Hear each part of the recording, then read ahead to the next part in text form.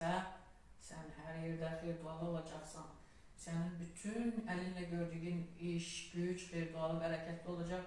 Çoxlu bərəkətlər götürəcəksən. Onun üçün də Rabbin bizdən istədiyi nə varsa, ən azından susayaq onları etmək üçün, yerinə yetirmək üçün. Tanrı da bu cəhdlərimizi, niyyətimizi görərsə, ürəklərimiz onun önündə açıqdır. İnsanlar üçün artistlik eləməyək. Həqiqətən niyyətimizi görərək Tanrı bacarmadığımız bir şey bizə yardım edəcək, bacaracaq. Yəni gözəl işlər görməkdə, Rəbbin əmrlərini yerinə yetirməkdə, Rəbb üçün nə ediriksə edək, Rəbb üçün edirik deməkdə, Tanrı bu yollarda bizə yardımcı və kömək olacaq və nə olacaq? Həyatımız çok da zor olmayacak, yani çetin olmayacak. Onun için de düzdür, bizim en asas dikkat merkezimiz ebedi hayattır, onu elimizden bırakmırıq. Ama bu dünyada da güzel yaşamak olar. Eğer Rabbin buyurdularını yerine getiririksə, İsa Mesih'in adıyla, Tanrı söz verir. O verdiği sözü çok güzel yerine getirir. Ve bunu her bir imanlı öz hayatında görür ve görməkdə də devam edecek. Tanrımız geçmişte, indi ve gelecekte de həmin Tanrıdır əziz dostlar. Bunun içinde hiç kaygılanmağa değmez. Biz öz, necə deyim, yaxşı yaşamağımız, Rəbbin sözünə qulaq asmağımız, çabamızı göstərək. Tanrı da bizi arkadan itələyəcək ve ileri gidecek. Rabbin köməkliği. O bizim atamızdır. O bizi atmaz, terk etmez. Onun için de biz 7. gün içinde deyirik. Bir yerde bu zəburu oxuyaq, amma ilahiyle. Bugünü Rabbim bizim üçün verdi. Önünde şadlanıp sevinək diye.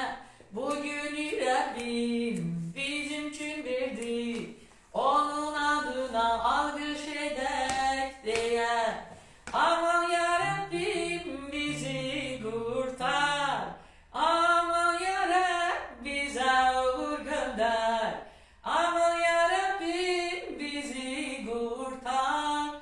Aman ya Rabbim bize uğur gönder. Rabbin ismiyle gelene alkış. Size Rabbimin evinden hayır dua veririk. Rab Tanrımızdır, bize nur saçtı. Kurbangarına bayram kurbanı getiririk. Hey, bugünü Rabbim bizim için verdi. Önünde şadlanıp sevinək diye. Bugünü Rabbim bizim için verdi. Onun adına alkış edək diye. Halleluya, halleluya. Aziz dostlar, məzmur çok böyükdür. Yani hələ də oxumaq olar. Ama biz kısa bir ilahi, yani musiqi altına almışıq məzmuru. Rəbbə həmd olsun, şükür olsun. Yani bu gününü alqışladıq. 7. günü alqışladıq. 7. günü güzelliğinden danıştık ki bugünü bize Rəbb verib. Ne için verib? Onun bütün evladları önüne geldi. Bütün hafta boyu ona verdiği xeyir dualara, bərəkətə görə ona alqış oxuyur. Ona izzət oxuyur ve onunkiler olduğunu, yani Rabbin evladları olduğumuzu ona beyan ederek, izzətlere layık olduğunu ona beyan ederek, Tanrımızı, atamızı sevindirək. Göylerde olan atamızı. O da bizi sevinç içinde görmek istiyor. Bu elə belə sözde değil aziz dostlar. Bütün kitabı okusa onsuz da görecek ki o bizim ancak ne kanun verdi, ne söz dedi bizim yaxşılığımıza, iyiliğimize göredir. Böyle götürəndə ona heç nə lazım değil. O özü her bir şeyin ağası sahibidir. Yaradandır. Var olan var olmuştur aziz dostlar. Onun için de her aldığımız nefese göre ona çok çok minnettarıq. Ve onun önüne gelirik ilahilerle ve deyirik ki senin müqəddəs huzuruna İsa'nın adıyla gelirəm. hayatını sen kurban verdin. Bizlerin azadlığı için